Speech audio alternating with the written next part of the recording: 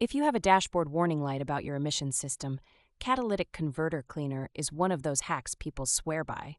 But does it do anything? Especially Wurth. The internet reviews are like a coin toss, either miracle results or nothing at all. Let's start with what even happens to catalytic converters. Over time, carbon deposits and unburnt fuel can clog everything up, chipping away at efficiency. Suddenly, your car feels sluggish, and the check engine light becomes your ride-or-die companion. Google any car forum and you'll see pain stories everywhere. Failed emissions tests, dealers quoting you $1,000 for a new cat, or people wondering if they'll flunk DEQ in Portland yet again. It's a low-level existential crisis for a lot of drivers. So why do people reach for Wurth's cleaner? In theory, it's simple. Pour it in your gas tank, drive, and let it dissolve all the gunk from inside out. No tools, no mechanic, no sacrificial lamb for expensive parts. Just a bottle and some hope. But let's talk about the how-to, because people get this wrong all the time. Step 1.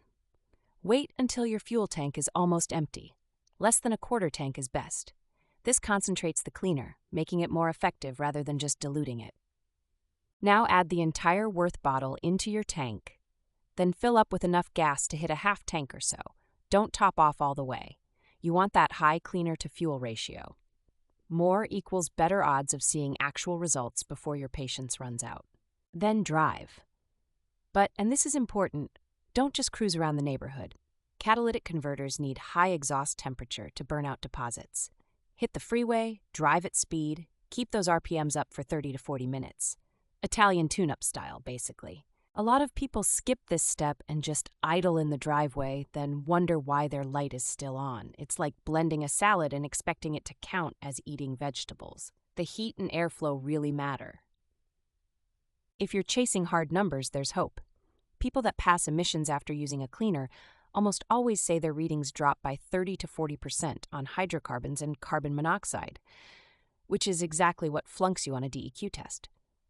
That's not nothing. Now the caveat, if your converter is actually melted inside or has broken substrate, the actual filter, no cleaner is going to magically regrow the ceramic. That's a mechanic problem, not a bottle fix. But for everyday grime, there's a fighting chance. Here's a pro tip. Use the cleaner about a week before your emissions test, not the day before. It takes a few full heat cycles for junk to actually burn away and things to stabilize.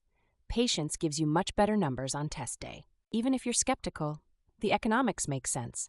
A bottle of Wurth is $20 to $25, while a new catalytic converter is anywhere from $800 to $2,500 installed.